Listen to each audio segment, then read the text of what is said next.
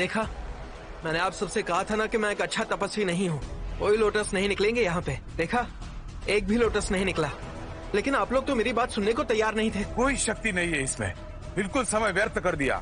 स्वर्णिम मोती ने तो असर ही नहीं दिखाया। बेचारा नौकर का मौका भी गया। कौशिक जी, ये आपके साथ है इसलिए है, ले जाइए ऐसे। ऐसा लग रहा है मैंने जबरदस्ती कर दी तुम्हारे साथ। तुम चिरंजीवी पद के लिए बने ही नहीं। कोई बात नहीं, ये झाड़ू पोछे के लिए नौकरी रख लेते हैं। एक बात तो समझ आ गई, तुझे तुम जैसे लोगों पर बिल्कुल भी टाइम वेस्ट नहीं करना चाहिए।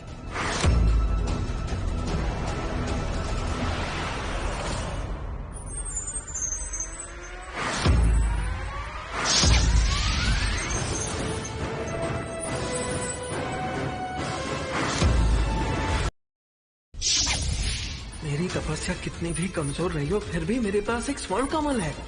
मतलब धरती पर मेरा चिरंजीवी होना पॉसिबल है। लेकिन मेरे गुरु ने इतने सालों में मेरी काबिलियत क्यों नहीं देखी? प्रथम स्तर सुनहरा कमल का, लेकिन सबको तो लगता था इसके अंदर कोई ताकत नहीं है। फिर ये सुनहरा कमल कैसे आ गया? ये कोई छुपा रुस्तम तो नहीं?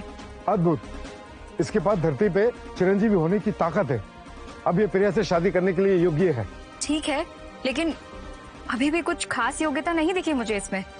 और धरती पर चिरंजीवी और स्वर्ण चिरंजीवी होने में बहुत अंतर है। तुझे समझ में आ रहा है कि वो क्या बोल रही है? धरती चिरंजीवी और स्वर्ण चिरंजीवी में फर्क पता है?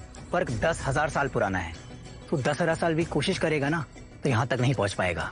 इसके पास एक नहीं 2 सुनहरे कमल हैं, इसको ये छुपा रहा है। इन जैसों के लिए तो एक भी बहुत ज्यादा हो गया है, जो ऐसे नीचा सोच रखते हैं। आप लोगों से ना कोई गलती हुई है। मेरे पास ना सिर्फ एक ही लोटस है और इस धरती पर चिरंजीवी होने के लिए काफी है वो। देखो चमत्कार, स्वर्णिम मोती एक और कमल बनाने के लिए तैयार है।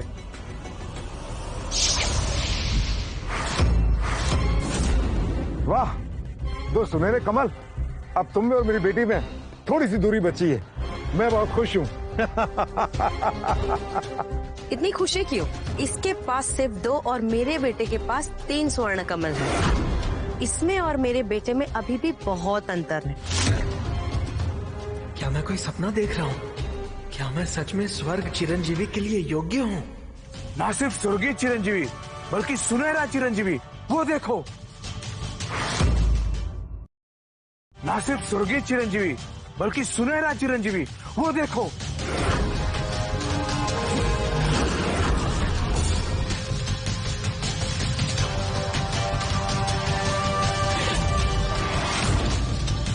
स्वर्ण चिरंजीवी। लेकिन मैं तो एक आम इंसान हूँ, मेरे पास तो कोई शक्ति नहीं है। अरे ये कैसे हो सकता है कि मेरा स्तर विक्रम और प्रिया के बराबर है? एक ही दिन में हमने 3 इतने शक्तिशाली व्यक्तियों को पाया है। ऐसा हमारे संप्रदाय में कभी नहीं हुआ। सबसे अजीब बात तो ये है कि हमें लगा कि ये अभी तपस्वी बनने के लायक ही नहीं है, लेकिन ये देवी देवताओं द्वारा दी गई शक्तियाँ और चंद्र द्वारा दी गई दिव्य शक्तियों को जम के टक्कर दे रहा है। यही सच्चा तपस्वी है। मेरे पास इतनी दिव्य शक्तियाँ हैं जो लाखों में एक है। ये लड़का पता नहीं किस संप्रदाय से आया हुआ नालायक है। ये कैसे मेरी शक्तियों को टक्कर दे रहा है? ये तो मेरे परिवार के लिए बहुत ही शर्मजनक बात है। प्रिया, तुमने देखा, हमारे अर्जुन ने तुम्हारी बराबरी कर ली है। इन्होंने भी चिरंजीवी प्राप्त कर लिया है। तुम दोनों की जोड़ी बहुत अच्छी रहेगी। हाँ अंकल, मैंने माना कि हम दोनों एक ही स्तर पर हैं, लेकिन मेरे पास वो दिव्य शक्तियाँ हैं जो इसके पास दूर दूर तक नहीं है। ये एक आम इंसान है, ये अभी भी मेरे लायक नहीं है। लेकिन हाँ, अगर इसके 4 सुनहरे कमल आते हैं तो फिर शायद ये मेरी बराबरी कर पाए। फिर आप कह सकते हैं कि हम दोनों की जोड़ी अच्छी है। ये स्वर्णिम मोती और सुनहरे कमल उत्पन्न करने का संकेत दे रहा है। क्या ये 3 सुनहरे मोती से भी आगे पहुंच जाएगा?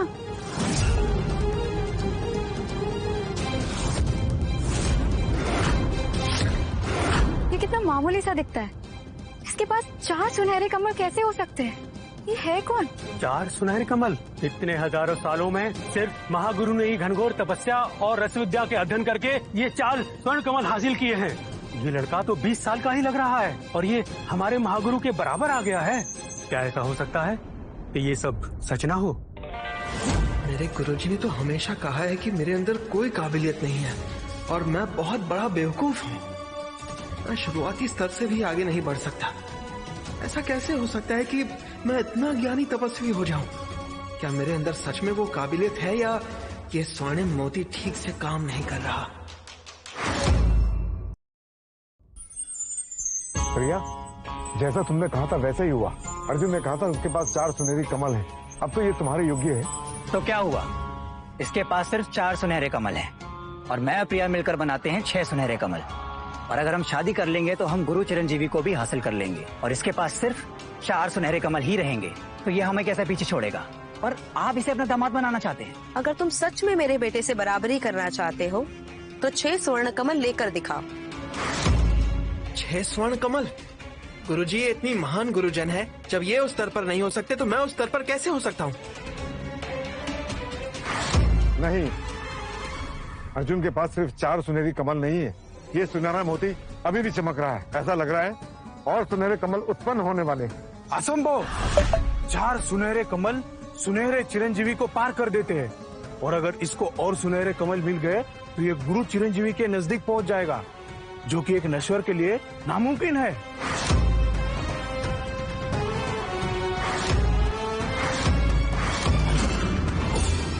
ये तो 6 सुनहरे कमल बन चुके हैं। ये लड़का संजीवनी पोषण पा चुका है। मेरे और विक्रम के मिला के 6 सुनहरे कमल होते हैं। इसने ये सब अकेले कैसे किया? शायद ये झूठ नहीं बोल रहा था। हो सकता है कि इसके पास 9 सुनहरे कमल हो। ऐसा शक्ति होना तो अविश्वसनीय है। हमने इतने 1000 सालों से ज्यादा तपस्या की, लेकिन हम सिर्फ धरती पर ही चिरंजीवी पोषण पा पाए हैं। और ये तो अभी इतना छोटा है, फिर भी 6 सुनहरे कमल। गुरु अमृत, कोई मेरी बराबरी पर आया है। मैंने कभी सोचा भी नहीं था कि अर्जुन इतने काबिल होंगे कि उन्होंने गुरु चिरंजीवी की प्राप्ति की होगी। मैं इनके सामने नतमस्तक होता हूँ। अरे अरे सर, आप प्लीज खड़े हो जाइए। देखिए, ये इन कमलों का मेरे साथ कोई वास्ता नहीं है। मुझे लगता है कि ये गोल्डन बीड्स ना ये खराब हो गई है। इनका मुझसे कोई वास्ता नहीं है। आप प्लीज खड़े हो जाइए। मूर्ख! ये स्वर्णिम मोती है। हजारों सालों में इसका परिणाम कभी गलत नहीं हुआ है। तुम्हारी हिम्मत कैसे हुई ये कहने की कि सही से काम नहीं कर रहा है? किसने तुम्हें ये अधिकार दिया कि तुम इसका अपमान करो? तुम्हें अपने घुटनों पर बैठकर माफी मांगनी पड़ेगी। तुम इसके बारे में अनाप शनाप कैसे बोल सकते हो? माफी मांगो। सुना नहीं तुमने? माफी मांगो। अगर तुम्हारे पास 6 सुनहरे कमल है, इसका ये मतलब नहीं कि तुम स्वर्णिम मोती का अपमान करोगे। झुको और माफी मांगो। अर्जुन, जो आप कर रहे हैं मैं नहीं जानता कि ये तरीका सही है या गलत, पर आपको इन सबसे घुटनों के बल बैठ के माफी मांगनी होगी। माफी? पर मेरी गलती क्या है? काफी समय पहले मेरे गुरुजी ने मुझे बता दिया था कि मैं किसी योग्य नहीं हूँ, और आज आप लोग बोल रहे हैं कि मैं बहुत शक्तिशाली हूँ। ये मुझे नहीं यकीन नहीं हो रहा है। ये तो कहीं से भी छल करने वाला नहीं लग रहा है। क्या सच में इस स्वर्णिम मोती से कोई गलती हो रही है? मैं चाहूंगा कि ये स्वर्णिम मोती को बताया जाए कि वो गलत है। मैं थोड़ी ये चाहूंगा कि ये लड़का मुझे 6 स्वर्णिम कमल के साथ पीछे छोड़ दे। अगर हम चाहते हैं कि इसकी जांच हो तो इसे दोबारा से टच कराया जाए, और अगर फिर से 6 सुनहरे कमल आते हैं तो ये सुनहरे मोती सही है, वरना ये गलत। चलो जाओ, फिर से जांच करो। मेरे गुरु बहुत ही शक्तिशाली और दिव्य दृष्टि वाले हैं। वो मुझसे झूठ नहीं बोल सकते। हो सकता है कि स्वर्णिम मोती ही गलत बता रहा हो।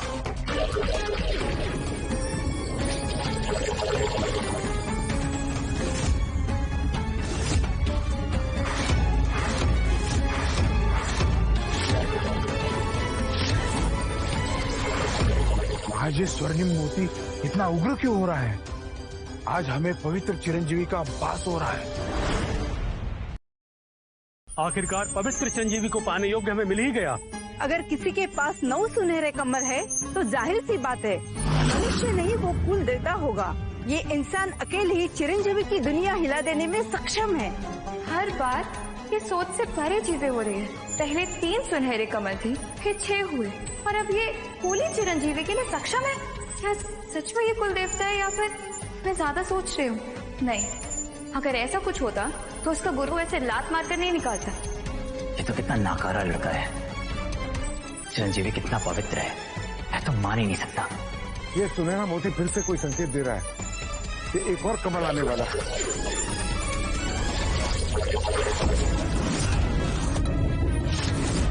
विश्वास नहीं हो रहा है कि कोई साधारण सा दिखने वाला व्यक्ति किसी कुल देवता जितनी शक्ति रख सकता है। तेरी जितनी शक्ति रखने वाला आधा चिरंजीवी भी समस्त संसार को हिला सकता है। देवता तो दूर की बात है, वो तो तीनों लोगों को प्रभावित कर सकता है।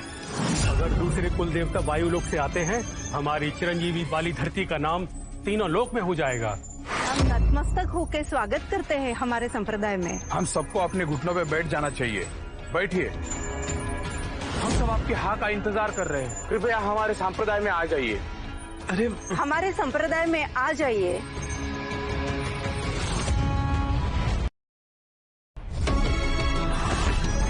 देखो, तीनों चिरंजीवी के प्रचारक अर्जुन जी के पैरों में पड़ गए, क्योंकि उनके पास चिरंजीवी की शक्ति है जो औरों के पास नहीं है। चलो उनके सामने झुक के माफी मांगो। रुको रुको, देखो आप लोगों को ना इन सब की जरूरत नहीं है। इन सबको कुछ गलत फहमी हुई है। अर्जुन जी, हमें ज्यादा मूर्ख ना बनाएं। ये 9 सुनहरे कमल आपके चरणों में पड़े और ये 3 चिरंजीवी प्रचारक, इनसे साफ साफ पता लगता है कि कोई गलत फहमी नहीं है। अरे अरे, आप लोग खड़े हो जाइए प्लीज, आपको ये सब करने की जरूरत नहीं है। कृपया स्वीकार कर लीजिए, आपकी वंदना करना इसमें हमारा सम्मान है। जब तक आप स्वीकार नहीं कर लेते, हम आपके चरणों में ऐसे ही पड़े रहेंगे। ये आखिर है कौन जिसके चरणों में सारे गुरुजन गिरे हुए हैं? ठीक है, लेकिन आपकी हर बात मानेगा हमारा संप्रदाय। देखो आप लोग, मुझे तो अभी भी ऐसा लग रहा है कि कुछ तो गड़बड़ है। मतलब मेरे पास 9 सुनहरे कमल है और मुझे आज तक महसूस नहीं हुआ। मैं तो कह रहा हूँ कि पहले इस गोल्डन बीड को चेक करते हैं। आज तक इसने कभी कुछ गलत नहीं बताया और सुनहरे कमल भी इसने काफी अच्छे से दिखाए हैं। मुझे अभी भी यकीन नहीं हो रहा है कि यहाँ चिरंजीवी का ज्ञान चुराने के लिए आया है। एक जवान लड़के को कैसे चिरंजीवी का ज्ञान मिल सकता है? ये हम सबको बेवकूफ बना रहा है। इसके पास एक भी सुनहरा कमल नहीं है।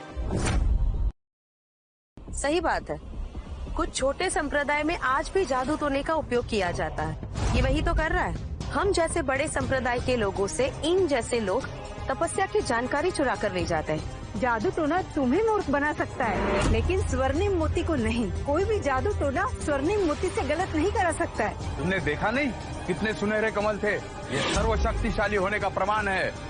अगर फिर तुमने जरूरत की तो धक्के मारकर निकाल दिए जाओगे, यहाँ से भी और इस संप्रदाय से भी। तीनों अमृतत्व लोग कह रहे हैं तो वो गलत नहीं होंगे। क्या ये छुपा रुस्तम है और ये कौशिक परिवार में 4 चांद लगाने आया है? सब यहाँ कह रहे हैं कि मुझ में इतनी शक्तियाँ हैं, लेकिन मेरे गुरुजी ने तो ऐसा कभी नहीं कहा।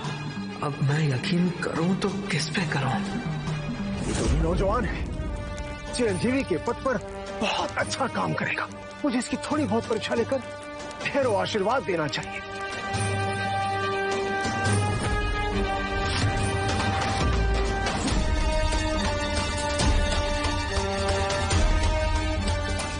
मुझे कुछ तो महसूस हुआ है। हमारे महागुरु ने खुश होकर आपका स्वागत किया है और आपको आशीर्वाद दिया है। वो व्यक्तिगत रूप से आपका मार्गदर्शन भी करेंगे। देखिए, आपके गुरुजी ने मुझे आशीर्वाद दिए तपस्या करने के लिए, लेकिन मुझे कुछ महसूस ही नहीं हुआ। इतनी शक्तियाँ इसे प्राप्त हुई है और काफी पहाड़ों पर जाने के लिए। यदि किसी तपस्वी को इतनी शक्ति प्राप्त होती तो उसकी क्षमता में कई गुना वृद्धि हो जाती। परंतु मुझे आभास हो रहा है जैसे ये वैसा ही है जैसे कोई पत्थर हो समंदर में। मुझे इसे और आशीर्वाद देना होगा।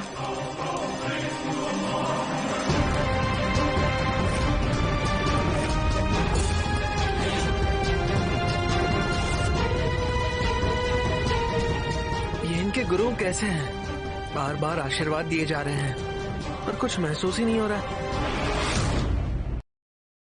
यह क्या? इसे आभास क्यों नहीं हो रहा? रुको।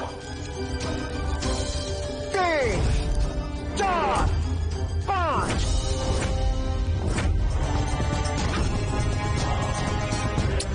ये आप लोग अपने गुरुजी से कहिए ना मुझे आशीर्वाद देना बंद करें। ये मेरे किसी काम का ही नहीं है। ये हमारे महागुरु हमारे संप्रदाय के जन्मदाता है और ये आपसे बेहद खुश है। और ये अगर आपको आशीर्वाद देना चाहते हैं तो हम कौन होते हैं उन्हें रोकने वाले?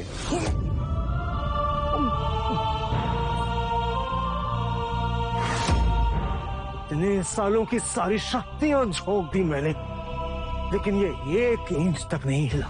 यदि आज इसके सामने मेरी शक्तियां बौनी पड़ गई तो ये तो पवित्र चिरंजीवी से भी ऊपर हो जाएगा। असंभव! कुल देवता 1 लाख साल तक तपस्या करते हैं, फिर भी उन्हें ऐसी शक्तियां प्राप्त नहीं होती। लेकिन ये बालक कुल देवता को भी कैसे पीछे छोड़ सकता है?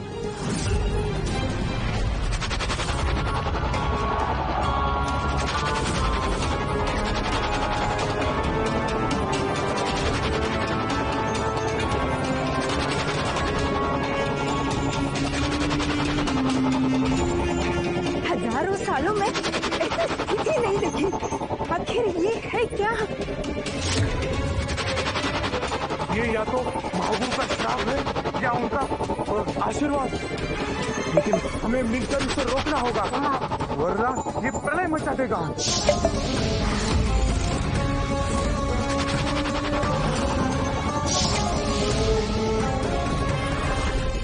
हमारी शक्तियां काफी नहीं होंगी इस स्वर्णिम मूर्ति के सामने। मेरी शक्तियां खत्म होने वाली है।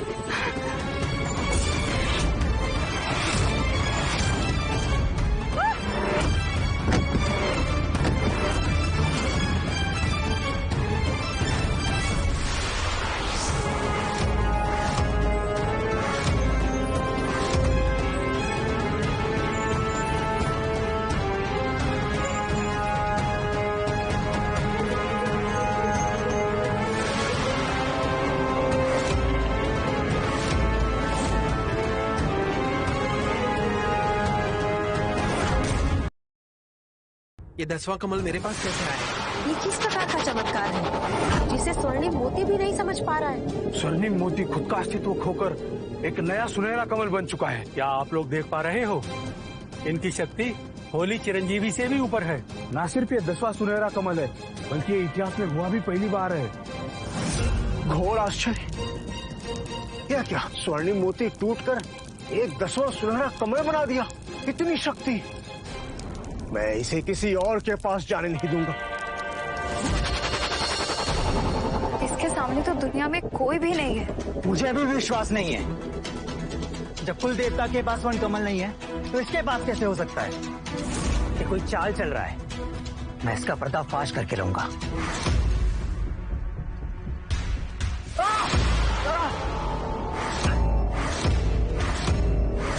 ये दिव्य कमल की आत्मरक्षा है। इसको कोई छू सके ऐसी कोई पवित्र आत्मा ही नहीं है। ये सबसे ऊपर है। मैंने बोला था ना कि ऐसा कुछ भी नहीं है।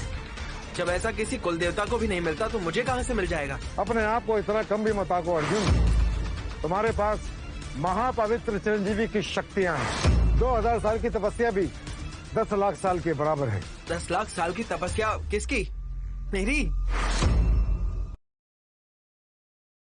10 लाख साल की तपस्या किसकी? मेरी। तुमने तो कहा था कि तुम्हारी उम्र 2000 साल है। क्या तुम्हारी तपस्या 2000 साल की नहीं है? क्या 2000 साल का मैं? रघुनाथ कौशिक जी, आपने ना गलत समझ लिया है। मैं 2000 साल का नहीं हूँ, 20 साल का हूँ। क्या 20 साल? तुम्हारा मतलब है कि तुम सिर्फ 20 साल के हो, 2000 साल के नहीं? अर्जुन सिर्फ 20 साल का ही है, लेकिन उसकी प्रतिभा पवित्र चिरंजीवी से भी ऊपर है। अविश्वसनीय। वो बहुत ही विद्वान है। इसकी 20 साल की तपस्या हमारी तपस्या से कई गुना अधिक है। हम अब भी अपने आप को चिरंजीवी कैसे कह सकते हैं? तुम सब ने सोचा कि मैं 2000 साल का हूँ। ये कैसे संभव है? क्या मेरे सर पे सफेद बाल है, चेहरे पर झुर्रियां हैं? तो आपको मैं कैसे 2000 साल का लग सकता हूँ? मैं 20 साल का हूँ। इसका नाम भी अर्जुन है। वो भी 20 साल का है और उसके हाथ में भी यही निशान है जो तुम्हारे हाथ में। हाँ, मुझे याद आया जब मैं तुम्हारे भाई के साथ भागा था, हमारी बाँह उसी चाकू से कटी थी। अगर उसके हाथ पे भी वही निशान है जो तुम्हारे हाथ पे है, तो वो निश्चित रूप से मेरा बेटा है। ये क्या कह रहे हैं? कौन है आपका बेटा और कौन सा निशान? अर्जुन, क्या मैं तुम्हारा दायां हाथ देख सकता हूँ? मेरा दाया हाथ? उसमें क्या है? ये देखिए। तुम्हारे हाथ पे जैसा निशान है वैसा ही निशान मेरे हाथ पे भी है। ये देखो।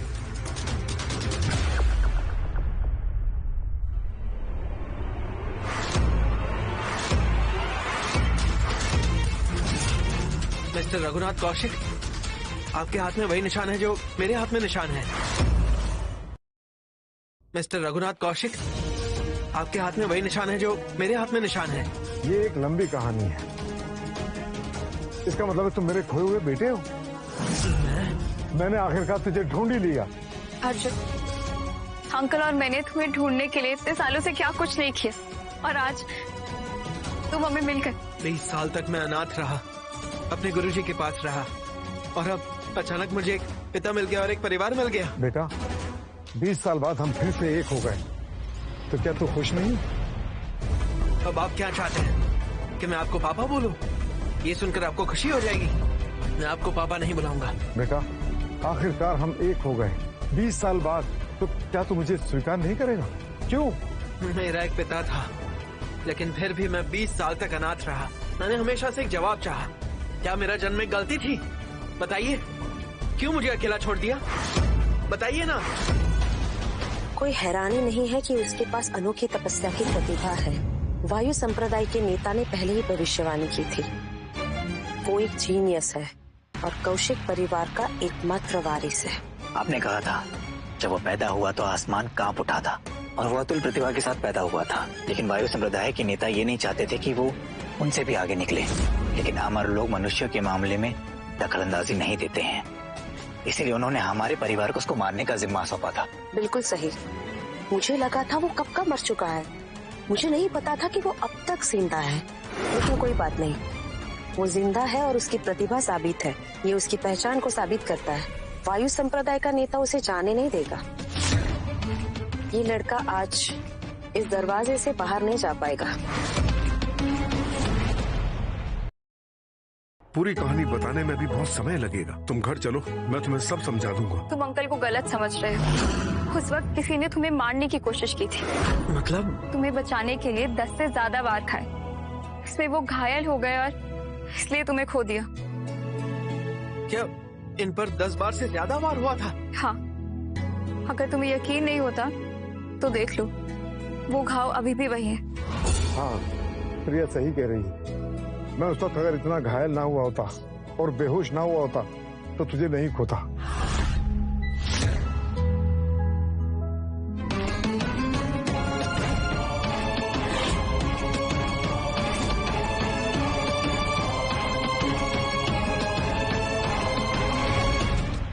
पापा, मुझे माफ कर दो। मुझे लगा था कि आपने मुझे छोड़ दिया है, लेकिन मेरे गुरुजी ने मुझे सिखाया कि अपने परिवार को ढूंढो और उनसे प्यार करो, और मैंने वो सब नजरअंदाज किया। मैं कितना बेवकूफ था। अर्जुन, ये तो क्या कर रहा है बेटा? गलती मेरी है। ये वायु संप्रदाय है, यहाँ बात नहीं करनी चाहिए, घर पर कर लेंगे। हाँ, घर चलिए। इस संप्रदाय को छोड़ दीजिए, और अब मैं भी इसमें नहीं जाऊंगा। रुक जाओ! स्वर्णिम मोती फट चुका है। हम बहुत बड़ी मुश्किल में हैं। जब तक हम इसका कारण नहीं ढूंढ लेते, तब तक यहाँ से कोई बाहर नहीं जाएगा।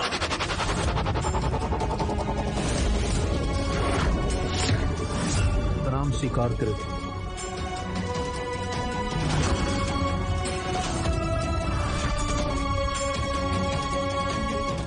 किसने हमारे वायु संप्रदाय के स्वर्णिम मोती को नष्ट किया? कौन है वो? यहाँ महागुरु, इसने मोती को तोड़ा है। हाँ, अर्जुन ने किया है। ये वायु संप्रदाय का नेता है, लेकिन ये मुझ पर नुकसान करने का आरोप लगा रहा है। क्या ये मुझे परेशानी में डालने की कोशिश कर रहा है? अपनी बकवास बंद करो। स्वर्ण मोती अपने आप फटा था, तुम मेरे बेटे को दोष नहीं दे सकते। इसमें कोई हैरानी की बात नहीं है। तो ये है कौशिक फैमिली का वो लड़का जो बचपन में जिंदा बच गया था। किस्मत अच्छी थी इसकी। अच्छा हुआ ये अब तक जिंदा था। इसका हुनर मुझे पवित्र चिरंजीवी बनने का मौका दे सकता है। ओए बुड्ढे, बकवास करना बंद कर। हमने देखा था कि स्वर्णिम मोती फटा था और उसके हाथ में 10वां कमल आकर बन गया। तुम लोगों ने ही मुझे परखने के लिए कहा था ना? 10 स्वर्ण कमल देखते ही मोती फट गया, और तुमने बोला था ना कि मेरा हुनर अमर लोक से भी ऊपर है, और मैंने कहा भी था कि ये मुमकिन नहीं है। ये मोती खुद ही फटा और गायब हो गया। इसमें मेरा क्या कसूर? ठहर जाओ अर्जुन, यह प्राचीन मोती तुम्हारी शक्तियों को सहन नहीं कर पाया। और ये फट गया। हमने हजारों सालों से इसकी रक्षा की थी, लेकिन अब ये फट गया और तुम इसे झुकला नहीं सकते। ठीक है, अगर तुम लोगों को ऐसा लगता है कि ये मोती मेरी वजह से फटा है, तो अब तुम लोग क्या चाहते हो मुझसे? क्या चाहते हैं हम चाहते हैं कि तुम इस मोती की कीमत के हिसाब से मुआवजा दो। स्वर्णिम मोती की कीमत अनमोल है। उसकी 10 जिंदगियां भी इस मोती के बराबर नहीं। संप्रदाय के नेता उसके लिए मुश्किल खड़ी कर रहे हैं। आज वो लड़का अपनी जान से हाथ धो बैठेगा। 20 साल पहले भी अर्जुन बच गया था, पर आज खुद महागुरु ही इसे निपटा देंगे।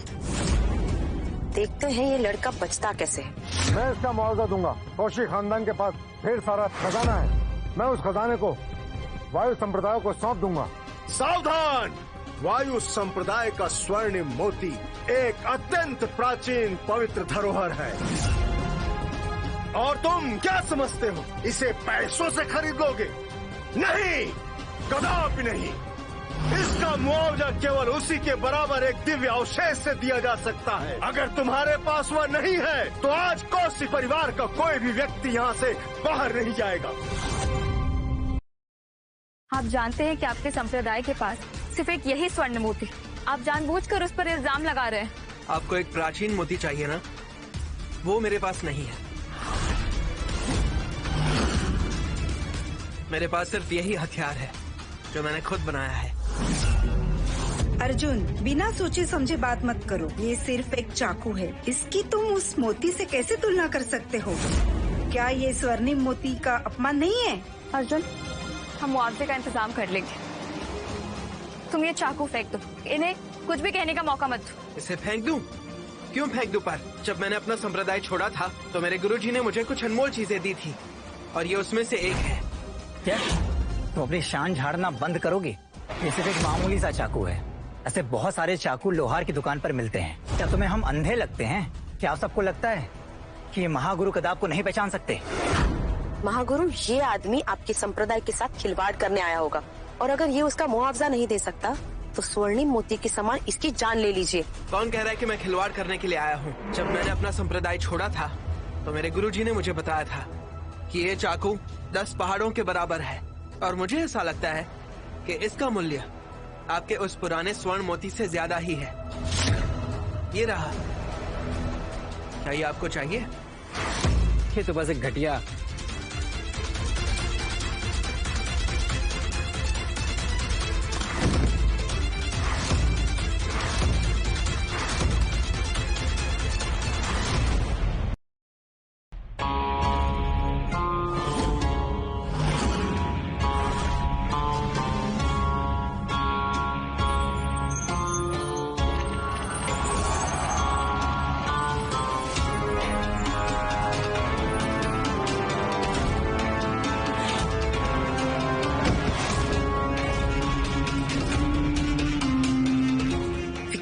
तुम तो 1000 किलो तक की कुल्हाड़ी उठा सकते हो, तो ये चाकू क्यों नहीं उठा पा रहे हो? ये चाकू तो लग रहा है कि 10,000 किलो का है, और मैं सिर्फ 1000 किलो उठा सकता हूँ। मैं सच में इसे नहीं उठा पा रहा हूँ। 10,000 किलो? विक्रम, मजाक कर रहे हो क्या?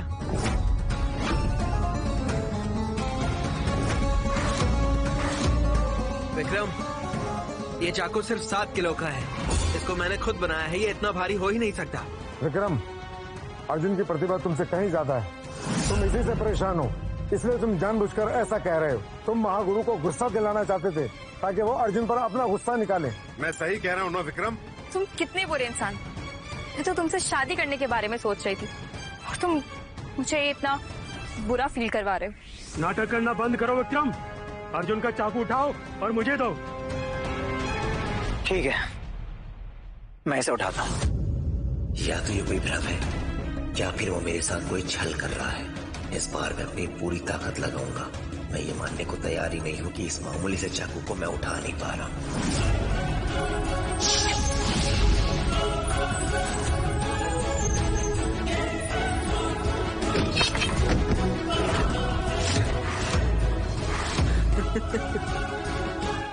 अर्जुन ने चाकू के साथ कुछ ना कुछ जरूर किया है जो मुझे बेवकूफ बना रहा है। इसने वायु संप्रदाय का अपमान किया है। गुरुजी, मेरी मदद कीजिए, इसको खत्म कर दीजिए।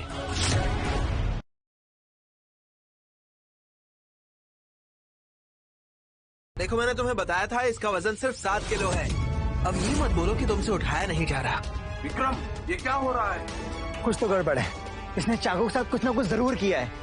मैं इसे उठा नहीं पा रहा हूँ। मैंने सोचा था तुम में कुछ खास बात है, तुम हमारे संप्रदाय के सर्वश्रेष्ठ शिष्य बन सकते हो, लेकिन तुम एक चाकू भी नहीं उठा सकते। हट जाओ यहाँ से।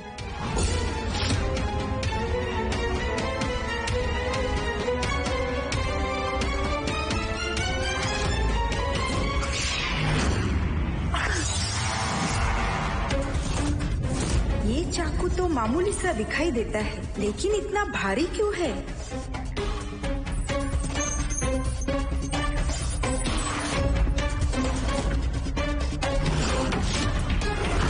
क्या ये सच में 10,000 किलो का है? यहाँ तक कि पृथ्वी अमर भी इसे नहीं उठा सकता। गुरु माता, आप हमसे मजाक तो नहीं कर रही हैं? अर्जुन ने इसे आसानी से उठा लिया। ये इतना भारी नहीं है। ये सच में भारी है, लेकिन लगता नहीं कि मैं इसे उठा नहीं पाऊंगी।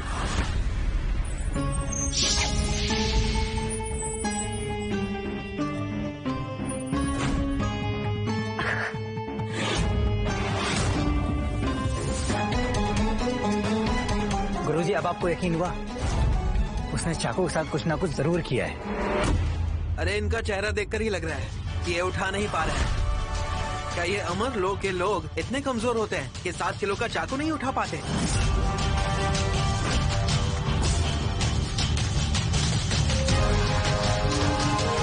ये चाकू तो सचमुच हल्का है।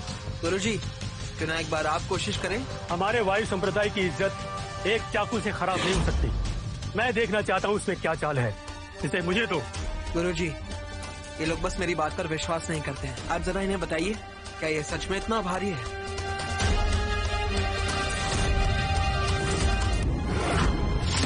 अरे ये चाकू तो सच में 10,000 किलो का लगता है। आप जरा इन्हें बताइए, क्या ये सच में इतना भारी है?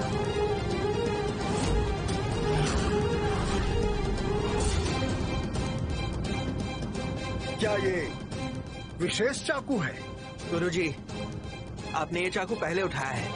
इन लोगों को बताइए, क्या झूठ बोला है मैंने? क्या आपको ये चाकू भारी लगता है? ये चाकू तो बिल्कुल हल्का है। इसका वजन तो बिल्कुल भी नहीं है। मेरे हाथों में ये पंख जैसा हल्का है। सुना तुमने गुरुजी ने क्या कहा कि बिल्कुल हल्का है? तुम्हारा झूठ पकड़ा गया। मैंने झूठ नहीं बोला है। महागुरु, आपको मुझसे भरोसा करना होगा। ये आपके साथ छल कर रहा है। ये सच है या झूठ, इसका पता लग जाएगा। ये चाकू मुझे दो। ये चाकू सच में बहुत भारी है। मैं इसे और नहीं संभाल सकता। गुरुजी, अभी तो आपने मुझे कहा था कि ये हल्का है। समझ गया। आप मुझे इसके साथ मिलकर के फंसाने की कोशिश कर रहे हैं। महागुरु, अब आपको यकीन हुआ? अगर ये चाकू कोई दिव्य कलाकृति नहीं है, इस पर किसी शक्तिशाली गुरु का जादू होना चाहिए। हम इस जादू को नहीं तोड़ सकते।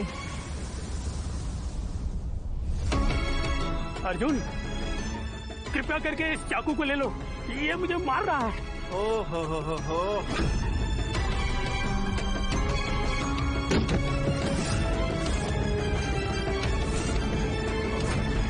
एक चाकू जो मैंने यूं ही बनाया, क्या वो स्वर्णिम मोती के बराबर है? मेरे गुरु ने एक बार कहा था, सिर्फ श्रेष्ठ खजाने में रंग बिरंगी धुंध निकलती है। उठो, हिम्मत न हारो। इस मायावी की प्रतिभा और संभावना अतुल्य है, परंतु इसका वर्तमान तपस्या का स्तर अभी भी कम है। इसके सामने घुटने टेकना उचित नहीं है। उठो। ये चाकू निश्चित रूप से एक दिव्य अस्त्र है। अगर उसने इसे बनाया है तो उसकी तपस्या का स्तर कम नहीं हो सकता। मैं भी प्रयास करता हूँ, देखता हूँ ये चाकू कितना भारी है। रुक जाओ। लगता है शायद इस पर किसी शक्तिशाली गुरु ने जादू किया है। तुम तीनों एक ही स्तर के हो। मैं प्रयास करता हूँ। लाओ चाकू।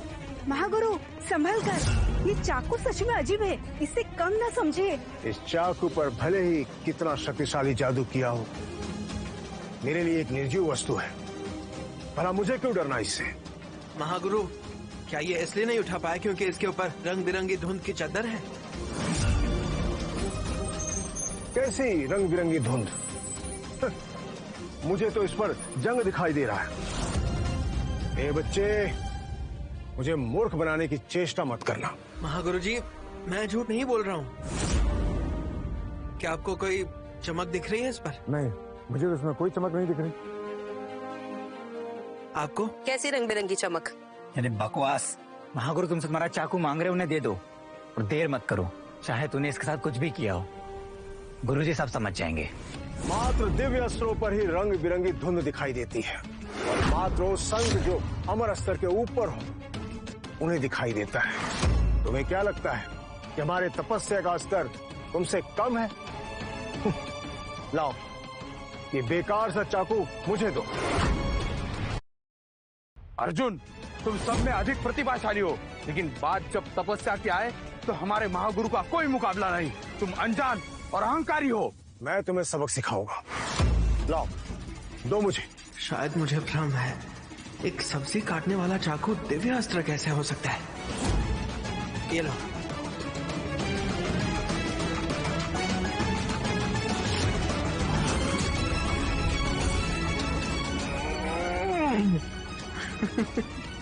इस घटिया चाकू पर कोई जादू नहीं लगता, लेकिन ये पहाड़ जैसा भारी। महागुरुजी, अब आप ये मत कहना कि ये बहुत भारी है। 10,000 किलो का है। महागुरु, आप ठीक तो हैं? क्या ये चाकू महागुरु के लिए भी इतना ही भारी है? महागुरु, आपको कुछ मदद चाहिए? मैं इसे पता नहीं लगने दूंगा कि मुझे इसको उठाने में बड़ी मुश्किल हो रही है। यह बड़ी शर्म की बात होगी। नहीं, मुझे किसी मदद की जरूरत नहीं है। ये तो एक घटिया सा चाकू है। तूने जो भी जादू किया था, महागुरु ने सब तोड़ दिया। स्वर्णिम मोती के लिए तुम्हें अपनी जान से हाथ धोना पड़ेगा। यह चाकू और क्यों भारी होता जा रहा है? मैं इसे अब और नहीं संभाल सकता। अब क्या करूं? महागुरु, आपने तो कहा था ये भारी नहीं है, तो अब आपके हाथ क्यों कांप रहे हैं?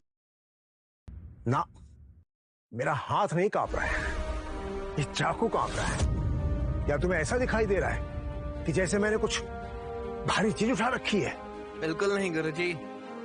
मैं इसे अब और नहीं संभाल सकता। सब मुझे देख रहे हैं। वायु संप्रदाय के महागुरु होने के नाते मैं अपनी और इज्जत नहीं गवा सकता। अब मैं क्या करूं? उन्हें पसीना आ रहा है, उनका हाथ कांप रहा है। ये बिल्कुल आसान नहीं लगता। तुम्हें क्या लगता है मैं तो एक हाथ से नहीं, मैं दूसरे हाथ से भी उठा सकता।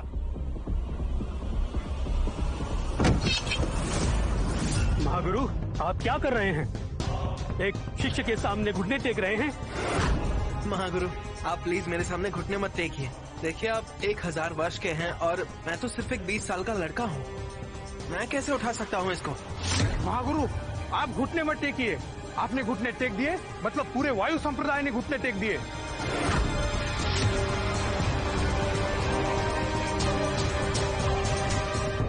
तीनों लोकों के महान देवता और दिव्य कलाकृतियां मेरे घुटने टेकने के योग्य हैं। दिव्य अस्त्र? लेकिन नष्ट हुई स्वर्णिम मोती के अलावा क्या कोई और भी दिव्य अस्त्र है? महागुरु ने एक दिव्य अस्त्र का जिक्र किया है। क्या ये वही चाकू हो सकता है? बिल्कुल सही, यह एक छिपा हुआ दिव्य अस्त्र है। इसमें तो दिव्य शक्तियां छिपी हुई है। यह स्वर्णिम मोती की कमी को पूरा कर सकता है। बहुत अच्छा, स्वर्ण मोती की शक्ति पूर्ति हो गई। अब हम जा सकते हैं। अर्जुन, ये शानदार है। ये वायु संप्रदाय कुछ खास नहीं है। मैं तुम्हें इससे बेहतर संप्रदाय ढूंढ के दूंगा। चलो मेरे साथ। रुको, यह चाकू स्वर्णिम मोती की कमी को पूरा करता है, परंतु यह काफी नहीं है। अब तुम्हें एक और दिव्य अस्त्र देना होगा ताकि सब ठीक हो सके। एक और दिव्य अस्त्र इस चाकू के अलावा? देखिए, मेरे पास ये 2 शादी के कार्ड हैं। आप ये देख लीजिए। अरे अर्जुन जी, हंसी ठट्टा मत करिए। हमारे महागुरु की अपार शक्ति हजारों वर्ष तक कुंवारा रहने से आई है। ये किसी महिला को हाथ भी नहीं लगाएंगे। मेरे पास तो बस यही बचा है। अगर आपको ये नहीं चाहिए तो मैं किससे इसकी कमी पूरी करूं, बताइए। मुझे तुम्हारी अतुल्य प्रतिभा चाहिए। यदि तुम्हारी अतुल्य प्रतिभा मुझे मिल गई तो मैं पवित्र चिरंजीवी की राह में प्रवेश कर सकता हूँ और उस स्वर्णिम मोती को भी ठीक कर सकता हूँ। महागुरु आखिरकार अपनी चाल चलने लगे। अगर महागुरु उनकी प्रतिभा ले सकते हैं तो इस दुनिया में कोई भी चिरंजीवी स्तर पार नहीं कर सकेगा। शायद महागुरु सही है, कोई भी पवित्र चिरंजीवी स्तर को पार न करे। ये बुरी बात नहीं होगी। एक कम स्तर वायु संप्रदाय के लिए कम चुनौती। तुम्हें मेरी प्रतिभा चाहिए। मेरे गुरुजी ने मुझे सिखाया था कि प्रतिभा एक इंसान के लिए बहुत जरूरी होती है, और अगर मैं ये प्रतिभा दे दूंगा तो जिंदगी भर मैं बुद्धू और बेवकूफ कहलाऊंगा। देखिए, ये संभव नहीं हो सकता। महागुरु, वायु संप्रदाय के नेता होते हुए आप इतने स्वार्थी कैसे हो सकते हैं? हमने अर्जुन को 20 साल तक ढूंढा, आखिरकार आज हमारा परिवार पूरा हुआ है। कौशिक खानदान तुम्हें अर्जुन को हाथ लगाने नहीं देगा। चारों तरफ देखो, ये वायु संप्रदाय का इलाका है। तुम रहो या ना रहो, जियो या मरो, ये तुम पर नहीं, संप्रदाय के नेता पर निर्भर करता है। क्या तुमने मुझे ऐसा नहीं कहा कि मेरी प्रतिभा अतुल्य है और कोई मुझे नहीं हरा सकता? मैं अगर चाहूँ तो मैं यहाँ से जा सकता हूँ और कोई मुझे रोक भी नहीं सकता। तुम्हारी प्रतिभा अतुल्य हो सकती है, परंतु तुम्हारा स्तर सुधारने के लिए अभी तुम्हें और समय और तपस्या की जरूरत है। मुझे तुम्हें रोकने की कोई आवश्यकता नहीं है। हमारे वायु संप्रदाय का कोई भी शिष्य तुम्हें जाने से रोक सकता है। अगर शैव संप्रदाय उसकी मदद करे तो क्या आप तब भी उसे रोक सकते हैं?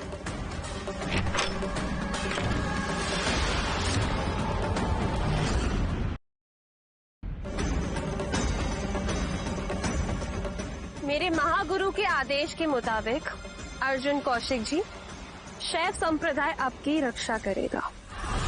शैव संप्रदाय की देवकन्या ये यहाँ क्यों है? मेरे गुरु ने कभी नहीं बताया था कि हिमालय पर्वत और शैव संप्रदाय का अच्छा रिश्ता है। इस लड़के ने हमारे शैव संप्रदाय के प्राचीनतम पुरावते पवित्र स्वर्णिम मोती का नुकसान किया है। क्या शैव संप्रदाय इसका साथ देगा? जब से इसने अपना संप्रदाय छोड़ा है तब से ये हमारे संप्रदाय का हिस्सा बन चुका है, और अगर आप इसे चोट पहुंचाने के बारे में सोच रहे हैं तो वो मुमकिन नहीं है। अर्जुन, तुम वायु संप्रदाय में कब चले गए और इनको अपना गुरु कब नियुक्त कर लिया? क्या? वायु संप्रदाय और मैं? ये क्या बोल रहे हैं आप?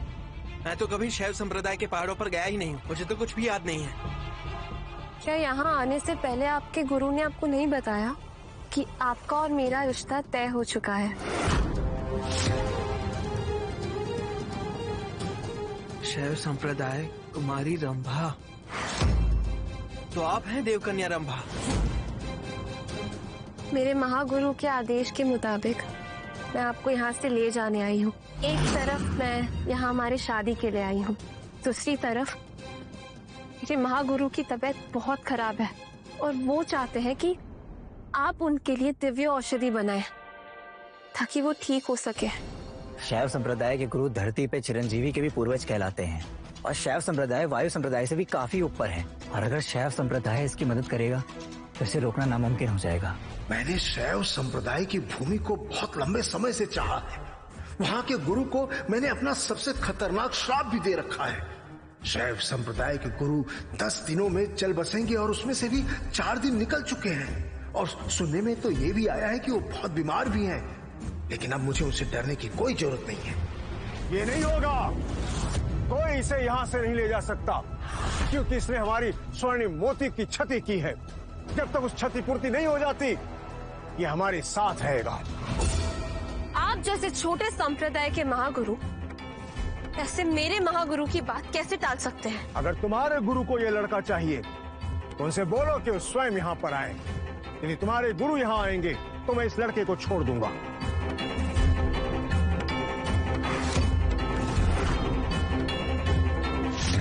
मेरा नाम सावित्री है। अगर शैव संप्रदाय के गुरु यहाँ नहीं आ सकते तो क्या मैं इन्हें ले जा सकती हूँ? मुझे माफ कीजिएगा, मैं यूँ बिना बुलाए यहाँ आ गई। पहले शैव संप्रदाय और अब शक संप्रदाय भी। लगता है वायु संप्रदाय काफी रोमांचक हो रखा है।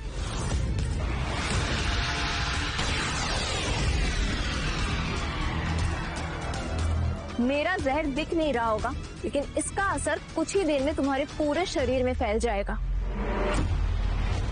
ये तुम्हारी गंदी जुबान के लिए तोहफा। कुमारी सावित्री, ऐसा मत कीजिए, मैं आपसे माफी मांगती हूँ। इसके जहर को हटाने का कोई तो उपाय बताइए। 3 दिन तक सोने के पानी से गरारे कराओ इसे, फिर ये ठीक हो जाएगा।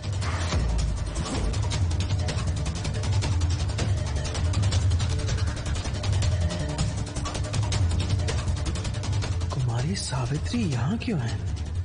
इनको देखकर तो ऐसा लग रहा है कि ये भी मेरे लिए ही यहाँ आई है। क्या ऐसा हो सकता है कि जिन दो लड़कियों से गुरुजी ने मेरी शादी तय की है वो दूसरी लड़की यही हो? कुमारी सावित्री, क्या तुम भी इसी लड़के के लिए हमारे वायु संप्रदाय में आई हो? जी बिल्कुल। 20 साल पहले हिमालय पर्वत और हमारे शक संप्रदाय दोनों के बीच एक रिश्ता पक्का हुआ था और उसकी यही शर्त थी, जब अर्जुन 20 साल का हो जाएगा तब हम दोनों की शादी होगी। तो मैं यहाँ अपने मंगेतर को ले जाने आई हूँ। एक शैव संप्रदाय से?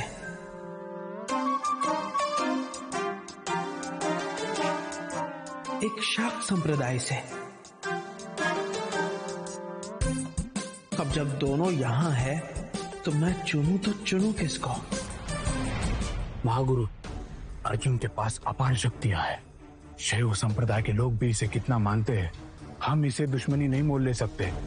शाक्त संप्रदाय के पास बहुत खतरनाक जहर है।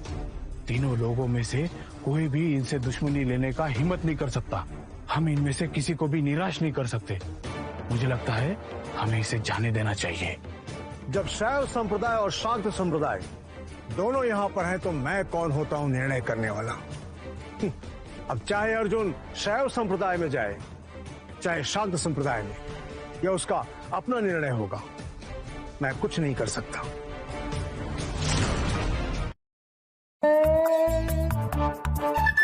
तुमने गलत लड़के का हाथ पकड़ा है। ये मेरा मंगेतर है।